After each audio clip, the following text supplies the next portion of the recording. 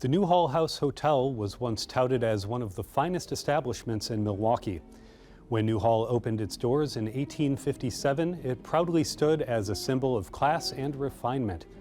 The hotel tragically met its demise to a fire in 1883, which took at least 70 lives, most of which were employees living at the hotel. Like me, you may be wondering, what did people eat at the hotel? The answer is fine French dining. Today we're talking about a dish which was once served at one of the classiest hotel establishments in late 1800s Milwaukee, Fricassee of Young Chicken à la Chevalière. This time on Forking Over History, Newhall House Hotel edition.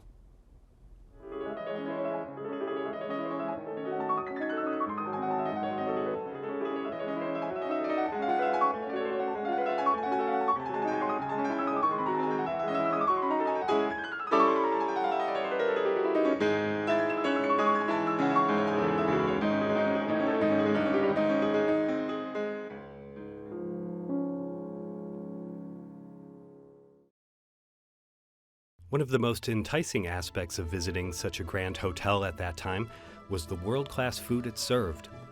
Up until the mid-1800s, and prior to the opening, the only option to eat out in town were taverns like the Hawk's Inn. Normally, these places would serve wine, beer, and simple ready-to-eat foods like cheese, meats, and bread. We chose to recreate this dish not only as a challenge to recreate a historical dish, but also because it sounded tasty. Being a chicken dish, it could have very well been one of the most popular served dishes on the Newhall House menu. Many of the dishes served at the Newhall House Hotel were traditional French recipes with a touch of luxury, such as breaded and broiled tenderloins of beef à la marchal meaning in the style of a military marshal, possibly another fancy way of preparing a dish, baked veau lavant, garnished with stewed veal, and baked macaroni with Gruyere cheese French style. The hotel served meals 4 times a day, breakfast in the early morning, dinner during midday, tea in the later afternoon, and supper late at night.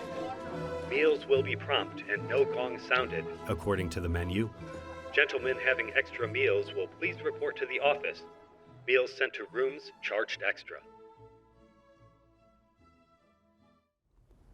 When it comes to the recipe we chose, Fricassee of Young Chicken à la Chevalière, we had to do some research. Since there were no specific ingredients listed on the menu underneath this dish, we referenced a recipe from the most popular French-American cookbook at that time, La Cuisine Française, French Cooking for Every Home, adopted to American requirements by François Tandy.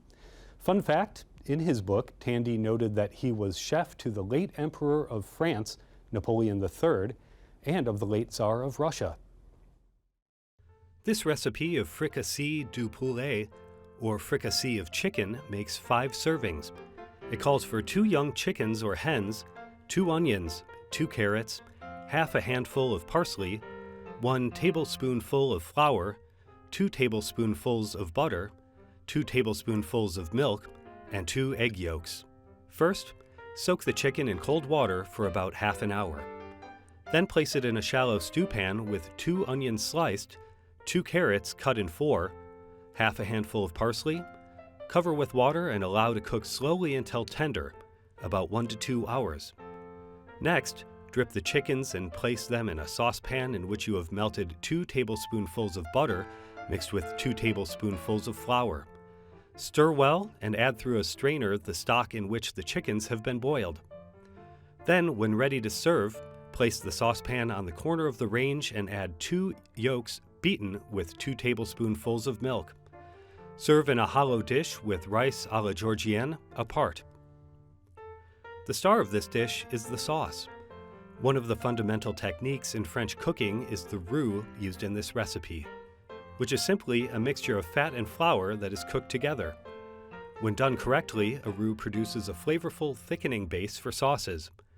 This simple chicken dish could be served at a French-style restaurant today. For this recipe, we used 1 whole natural chicken in place of the 2 small young chickens. This dish was part of the entree section of the menu, which likely would have been ordered after an appetizer of soup or vegetables, and eaten with one of the many wines or ales listed on the menu. To make this recipe, what you'll need is 1 whole chicken, 2 onions sliced thin, 2 carrots cut into 4 pieces each, parsley Tide, 1 tablespoon of flour, 2 tablespoons of butter, 2 tablespoons of milk, 2 egg yolks. Step 1 is to soak your chicken in cold water, let it sit for 30 minutes.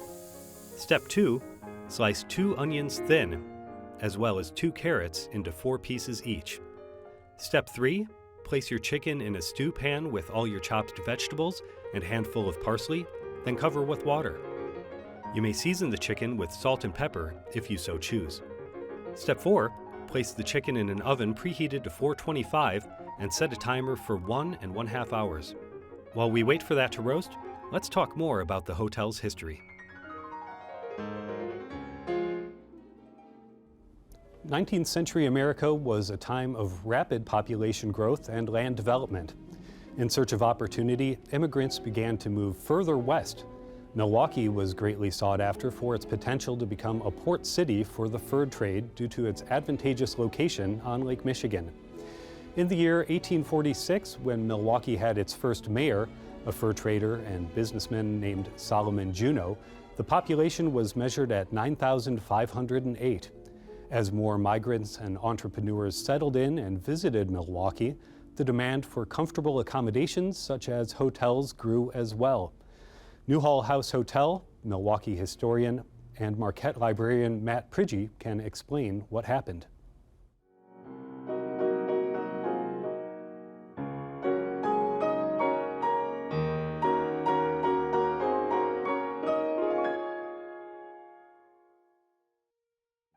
Milwaukee was developing as a city through the 1840s and the 1850s. There was this real rivalry with Chicago.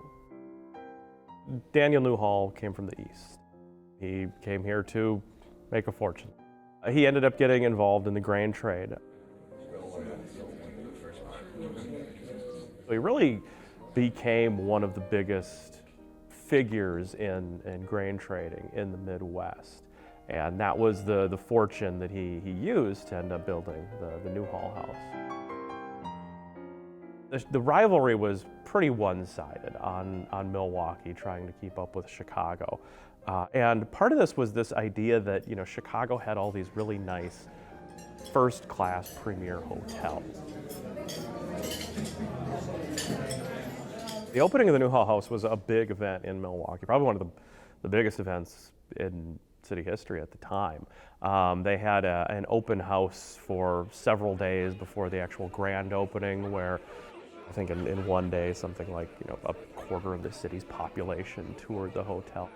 They were able to walk through it and just look around. And then the night it actually opened was this gala affair. They had bands and they had dancing and they had this huge feast that was served. They invited every newspaper editor in Wisconsin to come and look at the hotel. Any political dignitaries that were nearby were invited.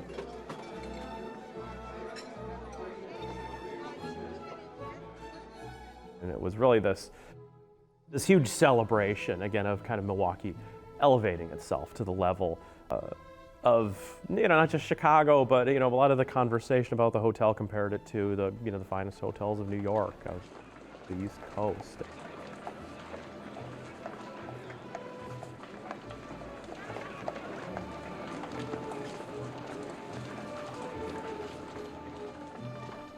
To my knowledge, there's only one photo of the interior of the hotel that survives, and it's it's of the lobby, and it's looking down the hall toward one of the big spiral staircases that they had.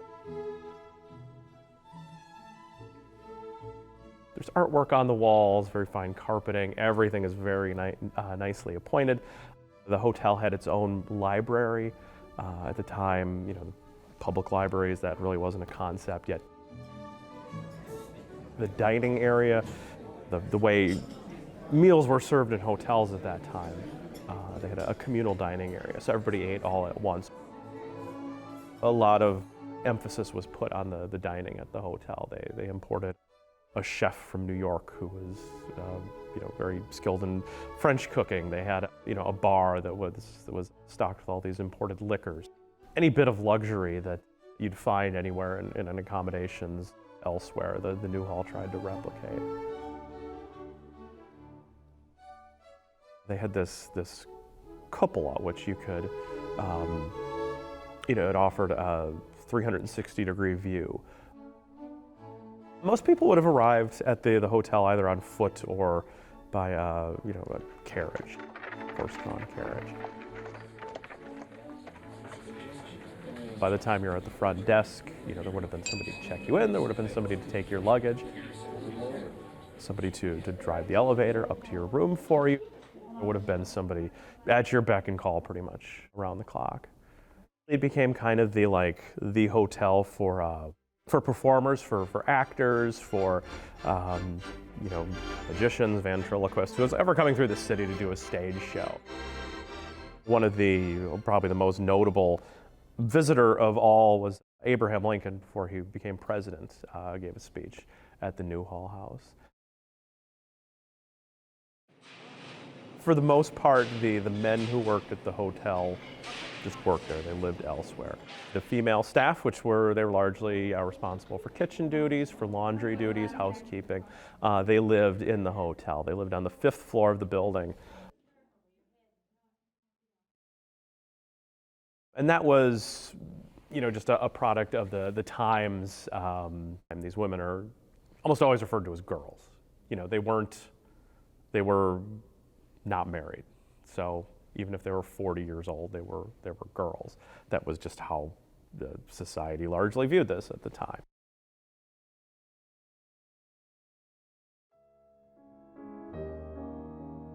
Newhall House Hotel opened in 1857, and just 3 years later, the population was measured at 45,246, more than tripling in size. In the beginning, the hotel stood as a symbol of growth for Milwaukee. Unfortunately, it wasn't long before Milwaukee's towering 6-story hotel began to operate in a financial decline.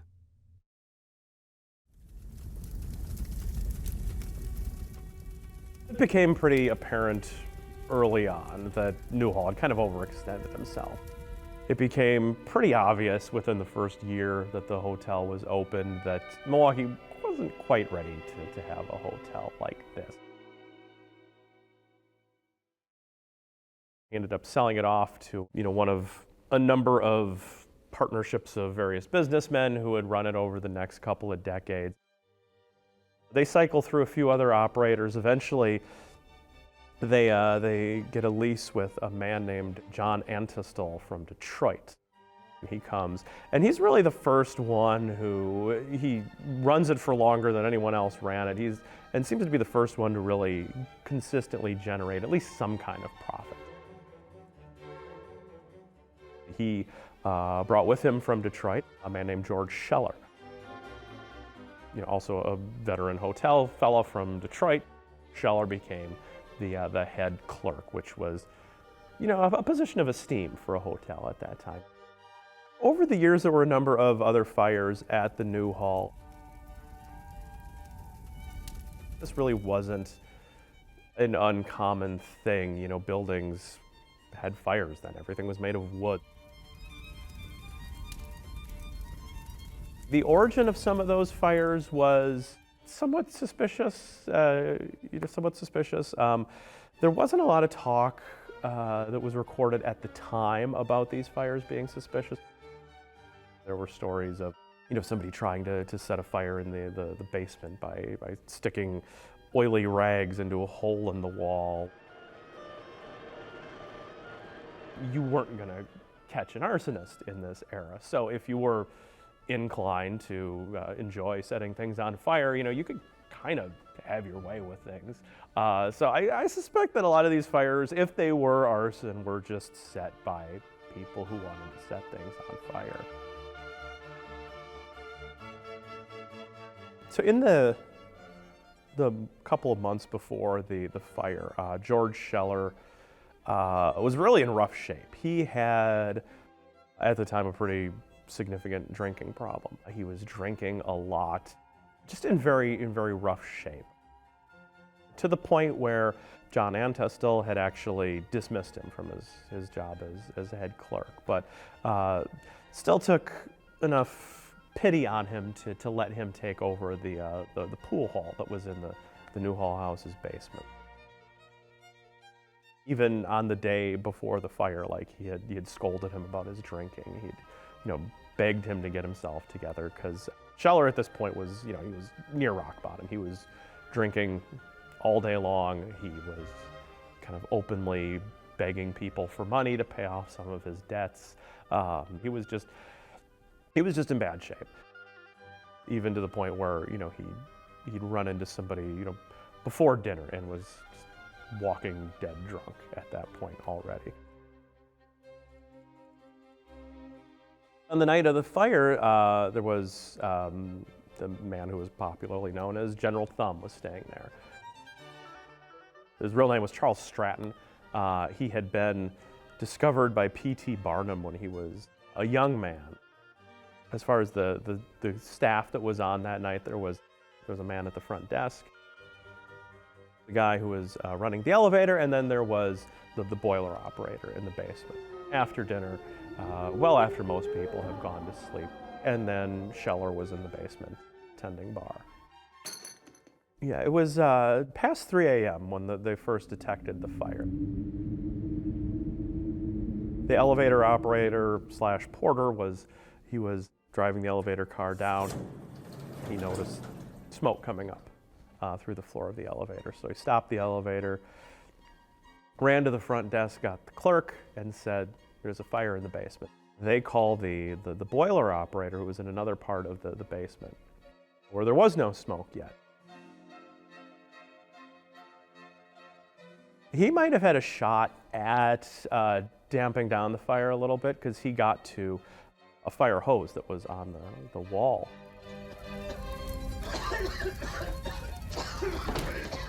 The smoke became too much, and he was also forced back upstairs. They had realized that they weren't going to be able to get any water on this fire themselves. Probably by that time, the fire had already claimed its first victims. The fact that it started at the bottom of the elevator shaft is, the real thing that made this guaranteed to be a horrible tragedy.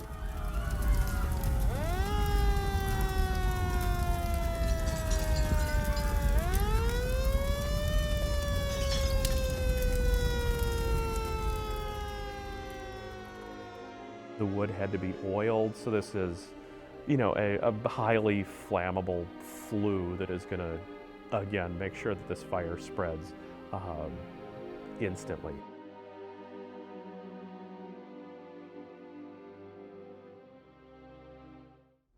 The fire quickly spread throughout the building. Unfortunately, most of the people who lost their lives to the fire were hotel employees who lived on the top floor, many of whom were asleep in bed when the fire started. There were suspicions that it was an act of arson. One of the real failures, the failure on the part of the people who were working that night, was that they didn't wake up any of the guests. The three men who were in the building, one of them actually had a sister who was one of the women who lived in the hotel up on the 5th floor. So he tried to go up there to wake up the women who lived in that hall, but didn't really have much success with it. It was in the middle of the night. Everybody was dead asleep. He did what he could, but it just didn't register with people up there. The other two staff who were on duty that night, they'd later claim that they knocked on some doors, but there's no evidence that they did. A lot of people either jumped or fell out of their windows that night. There were jumping nets for people to like they did in the old cartoons. You jump out of a burning building and you land in this big net. Those actually require like 30 people to securely hold, because of just the force of the person actually landing in the middle of it. The instances of the jumping sheets being used that night, they were held by like 7 or 8 feet. For the most part, the people fell right through those. It was an absolute nightmare in the streets watching all this unfold. One of the real tragedies was that the hall where all the women who lived there worked, they're kind of trapped up there. So a lot of those women, unfortunately, were pushed back to the windows in their room overlooking that alleyway. 12 or 13 just jumped out of desperation. There was a couple of firefighters who did some very heroic life-saving for those women who were trapped there by actually going to the building across the alleyway and throwing a ladder across the alley to the window. A brave act in itself, but then the women who were trapped in there actually were the ones who had to walk across, 70 feet in the sky from one burning building to another. The immediate suspicion fell on George Scheller. It was pretty much all circumstantial. It was known that he needed money. It was known that he was drinking very heavily. After he'd closed up his bar that night, probably around somewhere after 2 a.m., he met up with some friends. He played some cards. And then from there, he asked some of his friends if they wanted to go back to the Newhall to finish off a bottle of wine. And he later lied to police about whether or not he went back to the hotel that night. Unclear as to why he made that lie. The fact that he looked like he was trying to cover up the fact that he had been in the building shortly before the fire started. That led to a lot of speculation on him, especially right after the fire. People were, they really wanted to find somebody to pin this on. The immediate thought was that this had been set on purpose. When the police finally arrested Scheller, and the days after the fire, he went on a real bender, even worse than he had been going on before. His attitude and just everything about him screamed, somebody who was in a very desperate way and would have done something. People were expecting, the smoking gun, if you will. And that never materialized. Even in the trial, it was very clear that the prosecution was really just kind of grasping at straws with this. People testified that he was trying to invite, get friends to go back with him to have some more wine. If you're gonna set a fire, why are you inviting people over to watch you do it? So they never actually found the source of the fire.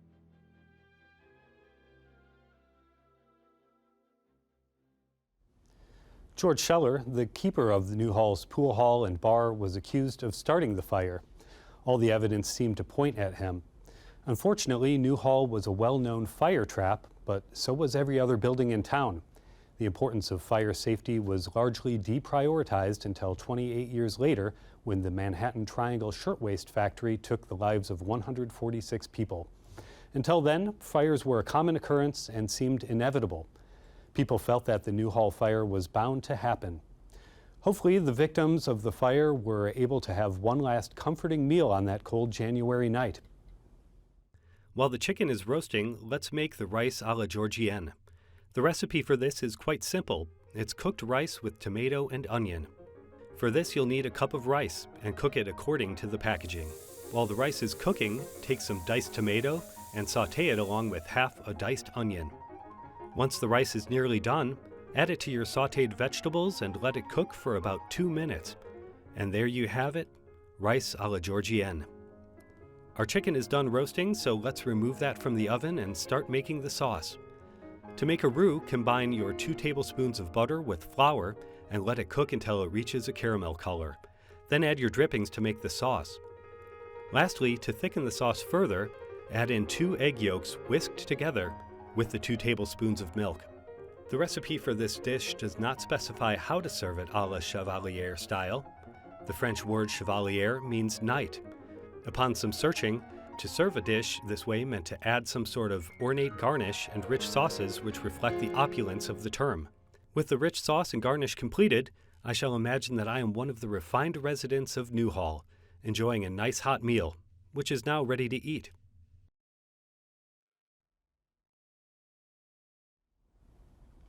Our meal is now ready to eat. Bon appetit.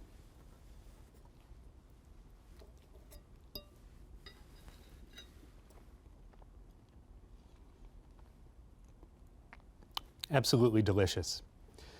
French cuisine is often considered to be elegant in its stature among the world. And while the Newhall House may be gone, the hotel's history and its food have not been forgotten. So next time you walk the streets of Milwaukee, take a moment to appreciate the technology and advancements we've made both in fire safety and prevention. We hope that your curiosity has been unlocked to learn more about the similarities between people who lived during the fire and our current generation. Thank you for watching. I'm Andrew Stern. This has been Forking Over History.